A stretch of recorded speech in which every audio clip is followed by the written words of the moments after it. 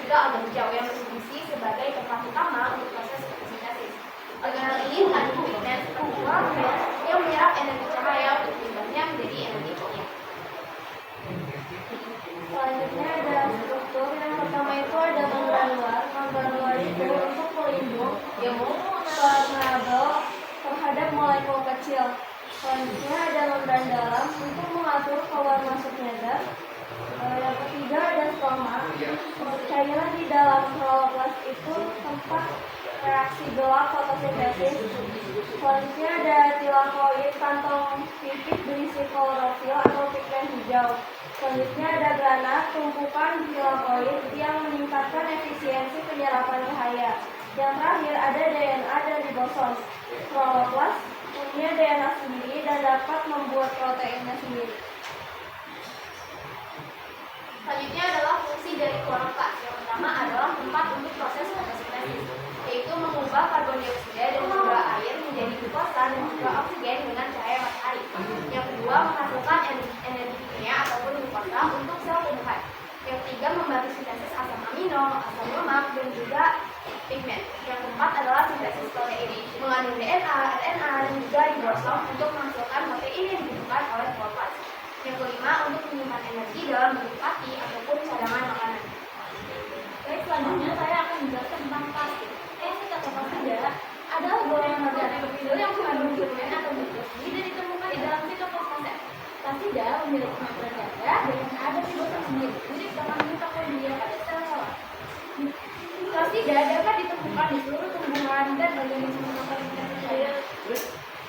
Selanjutnya ada struktur. Pertama, ada membran luar, merupakan lapisan terluar yang bersifat permeabel terhadap molekul kecil dan ion, berfungsi untuk mengatur keluar masuknya zat. Selanjutnya ada ruangan permembran, merupakan ruang sempit di antara membran luar dan dalam, berfungsi untuk memisahkan kedua membran. Selanjutnya ada membran dalam, merupakan lapisan yang lebih selektif, membungkus stroma dan mengandung protein transporter.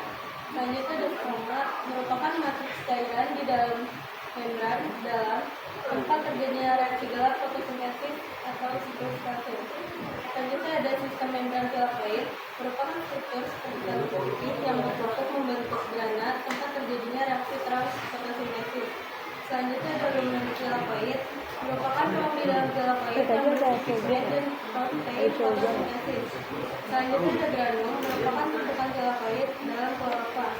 Selanjutnya ada plasmoglobulit, merupakan butiran lemak yang terdapat dalam stroma, berfungsi sebagai cadangan makanan. Selanjutnya ada ribosom plastida, merupakan tempat sintesis protein di dalam plastida. Selanjutnya ada DNA plastida, merupakan materi genetik plastida yang mengatur fungsi dan aktivitas plastida. Selanjutnya ada fungsi plastida. Yang pertama ada fotosintesis. Kloroplast jenis plastida yang mengandung klorofil adalah tempat terjadinya fotosintesis. Fotosintesis adalah proses pembuangan mengubah energi cahaya matahari menjadi energi kimia dalam bentuk glukosa yang merupakan sumber makanan bagi tubuh. Yang kedua ada menyimpan makanan.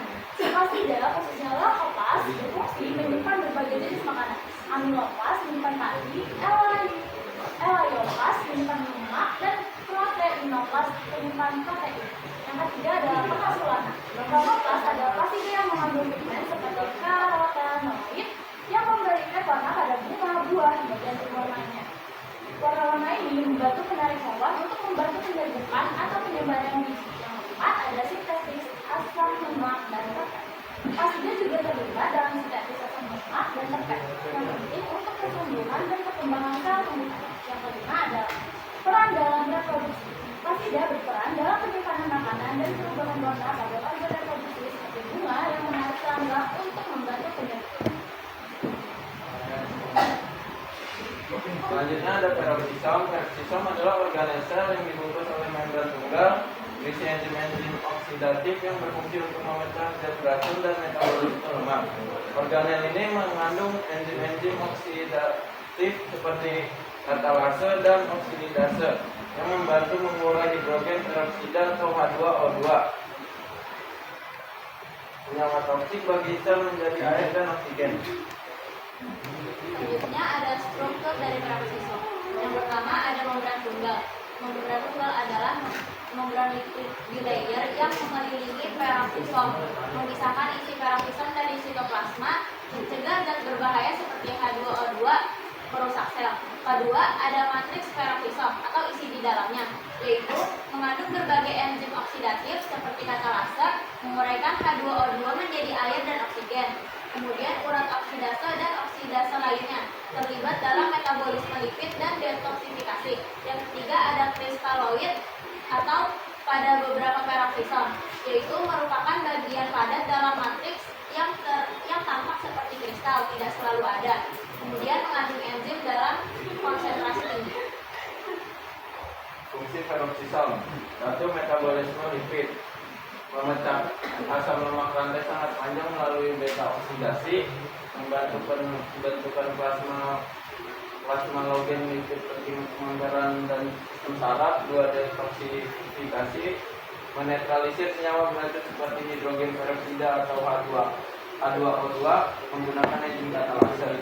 Yang ketiga, produksi panas, membantu menghasilkan panas terutama di jaringan lemak coklat guna menjaga suhu tubuh terutama pada hewan. 4. Biosintesis asam empedu, berperan dalam pembentukan asam empedu, penting untuk pencernaan lemak dan penyerapan vitamin larut lemak seperti A, D, E, dan K. Yang kelima, fotorespirasi atau padat tumbuhan, mengurangi kehilangan energi selama fotosintesis dengan mendaur ulang produk sampingan fotorespirasi. Yang keenam, sintesis hormon tumbuhan, terlibat dalam pembentukan hormon seperti asam jasmonat dan auksin yang penting untuk pertumbuhan dan respon stres. Yang ketujuh, mielinisasi sistem saraf, membantu produksi plasmalogen, komponen utama mielin, pelindung serabut saraf yang mempercepat transmisi sinyal. Kemudian ada glioksisom.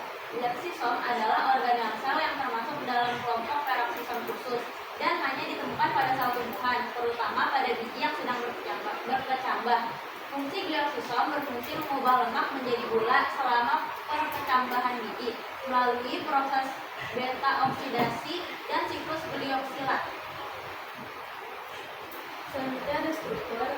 Yang pertama ada membran tunggal, sama seperti peroksisom, glioksisom dikelilingi oleh membran lipid tunggal. Yang kedua ada matriks enzimatik, mengandung enzim-enzim penting dalam siklus glioksilat seperti digitasi protease, melasintase. Yang ketiga ada tidak memiliki DNA sendiri, enzim-enzimnya disintesis di sitoplasma lalu diikat di dalam glioksisom.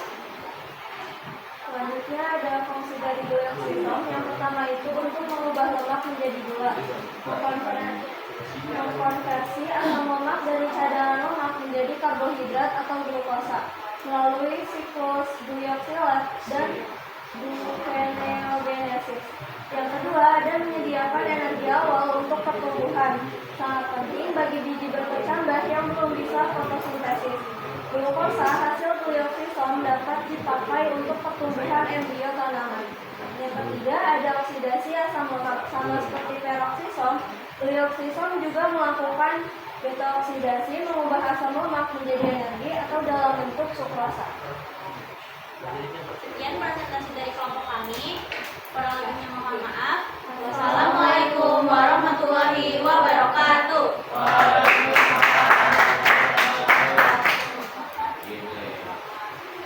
Ini untuk Google Chrome-nya di sini ada scan barcode, bisa kita kirim ke rumah. Iya, linknya. Ada totalnya ada 10 soal bisa